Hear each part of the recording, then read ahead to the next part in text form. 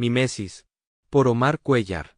En el tranquilo pueblo de Brattleboro, Vermont, en el año 1980, vivía Jacob, un hombre de mediana edad cuya existencia parecía transcurrir sin sobresaltos. Era un individuo común, con una rutina predecible. Trabajaba como empleado en una pequeña ferretería local, vivía en una modesta casa de madera en las afueras del pueblo y pasaba sus tardes leyendo el periódico o paseando por los bosques cercanos. A simple vista, su vida era la epítome de la normalidad en una comunidad rural estadounidense. Sin embargo, lo que Jacob no sabía, y lo que nadie en Brattleboro podía siquiera imaginar, era que su realidad no era más que una ilusión, un constructo artificial creado por fuerzas más allá de la comprensión humana. Jacob nunca se había detenido a cuestionar las pequeñas anomalías que salpicaban su día a día.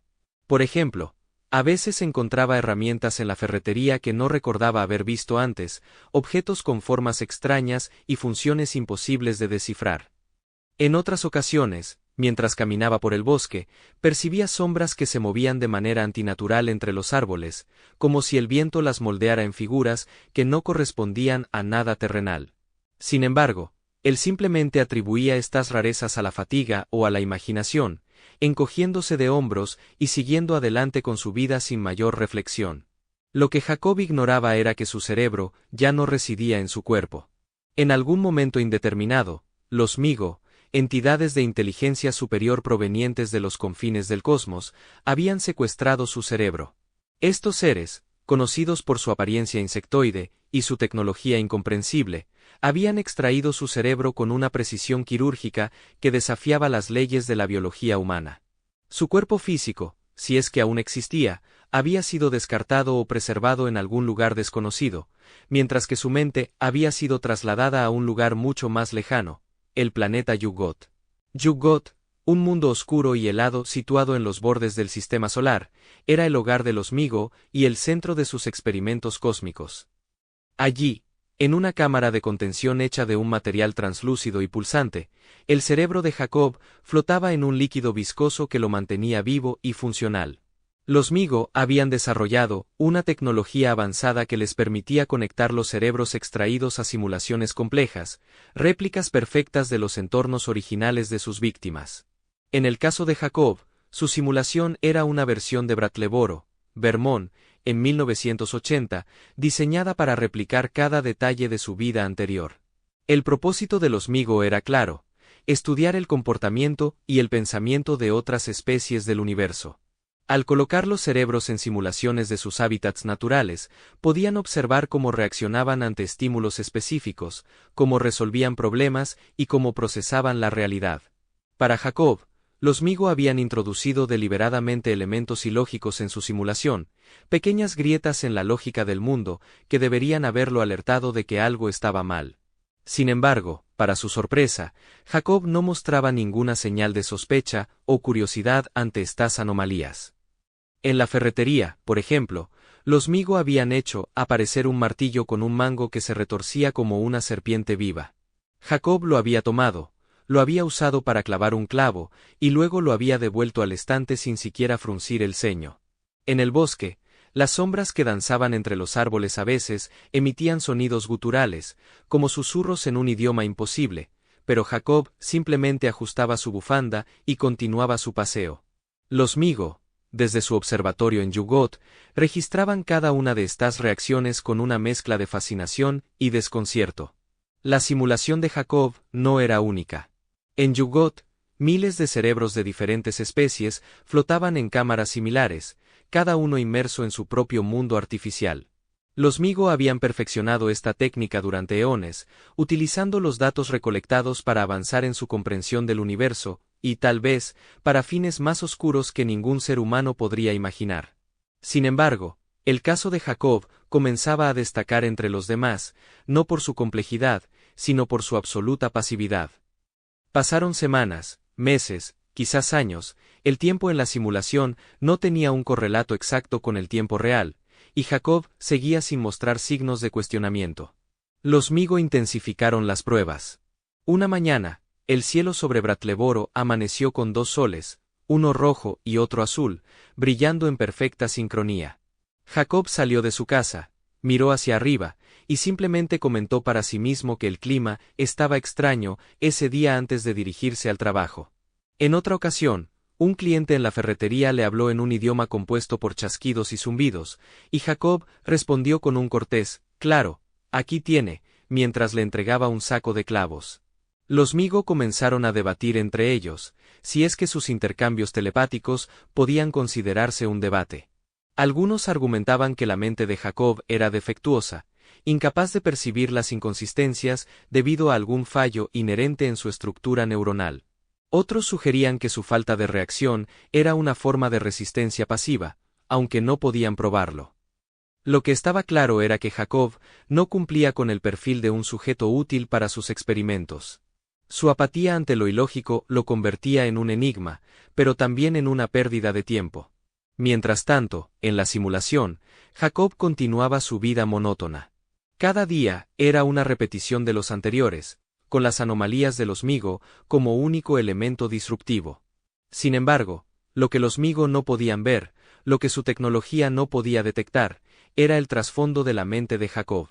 Aunque por fuera parecía indiferente, en su interior había comenzado a sospechar que algo estaba profundamente mal. No era la clase de sospecha que lo llevaba a investigar o a desafiar su realidad, sino una certeza silenciosa y resignada. Jacob había notado las herramientas imposibles, las sombras vivientes, los cielos extraños. Pero en lugar de reaccionar con asombro o miedo, había elegido ignorarlos deliberadamente. No lo hacía por ignorancia ni por incapacidad, sino por una razón mucho más profunda. Intuía que cuestionar esas anomalías lo mantendría atrapado. Si demostraba curiosidad, si intentaba desentrañar el misterio, quienes lo observaban, fuera lo que fueran, podrían decidir que valía la pena conservarlo. Y Jacob no quería ser conservado. En su mente, Jacob había llegado a una conclusión tácita: estaba prisionero. No sabía cómo ni por qué, pero sentía que su vida ya no le pertenecía. Las rarezas que lo rodeaban eran pruebas, trampas diseñadas para provocar una reacción.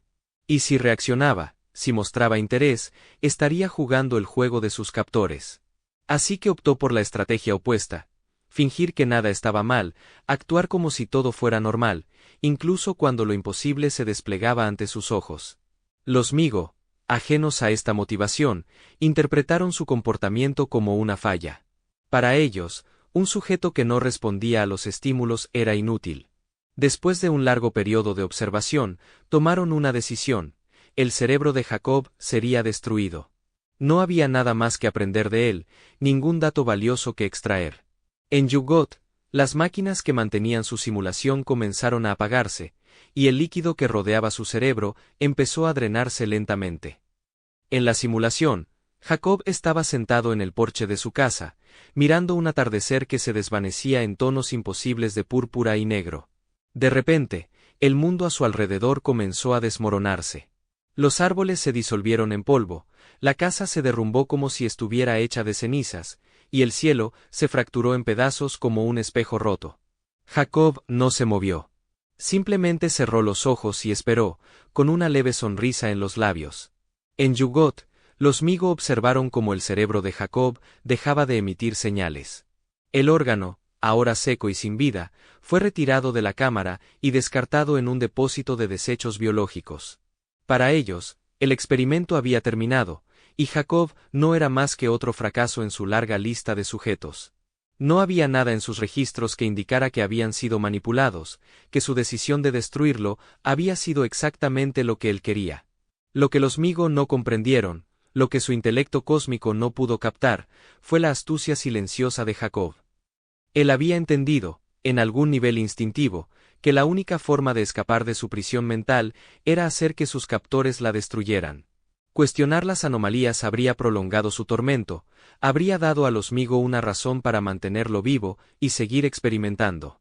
Pero al ignorarlas, al mostrarse inútil, había forzado su mano. Cuando el mundo simulado colapsó, Jacob no sintió miedo ni dolor. En su mente, el desvanecimiento de la realidad era una liberación. No sabía que había más allá, si es que había algo, pero estaba seguro de que era mejor que la jaula en la que había estado atrapado.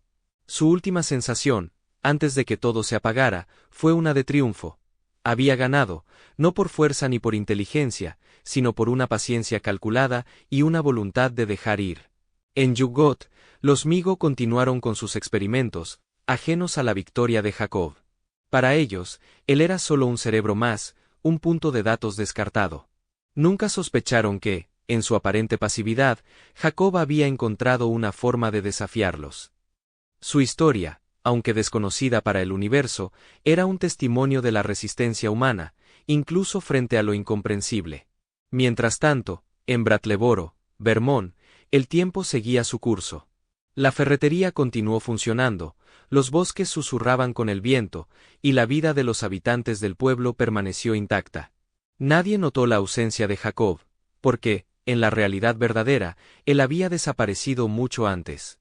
Su casa estaba vacía, su nombre olvidado, como si nunca hubiera existido. En el cosmos, los Migos seguían recolectando cerebros, tejiendo simulaciones, buscando respuestas a preguntas que ningún humano podría formular. Pero en algún rincón de su vasto archivo, el caso de Jacob permanecía como una anomalía sin resolver, un eco de una mente que había escapado de su control sin que ellos lo supieran. Y así, la historia de Jacob terminó no con un estallido de revelación, sino con un silencio sutil. Había jugado su papel, había soportado lo imposible, y había encontrado su libertad en la destrucción.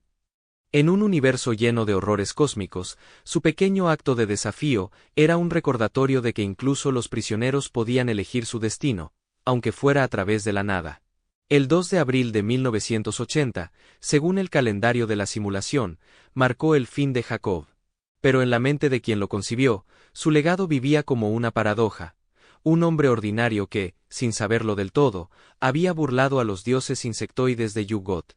Y en esa ironía, tal vez, residía su verdadera victoria. Fin.